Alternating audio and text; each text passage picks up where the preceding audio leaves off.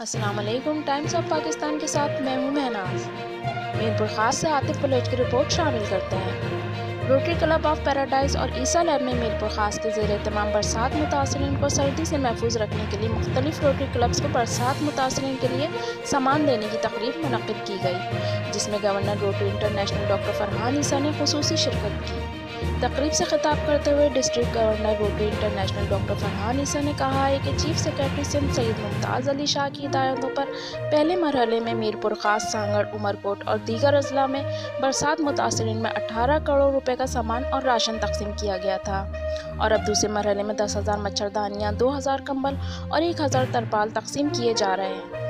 تقریب سے خطاب کرتے ہوئے ڈی آئی جی میرپور خاص ذوالفقار لاریڈ کا کہنا تھا کہ گزشتہ چند ماہ سے روٹری کا کام دیکھ رہا ہوں، اور جس طرح سے روٹری کی جانب سے برسات متاثرین کی مدد کی جا رہی ہے، میں ڈاکٹر فرحان عیسیٰ اور ان کی پوری ٹیم کو مبارکباد پیش کرتا ہوں۔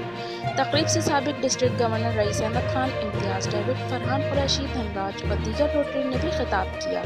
اس موقع پر ڈویژن بھر کے مختلف روٹری کلبوں کو برسات متاثرین کو دینے کے لیے سامان تقسیم کیا گیا۔ تقریب میں آنے والے مہمانوں کو اجرک اور سندھی ٹوپی کے تحائف بھی پیش کیے گئے۔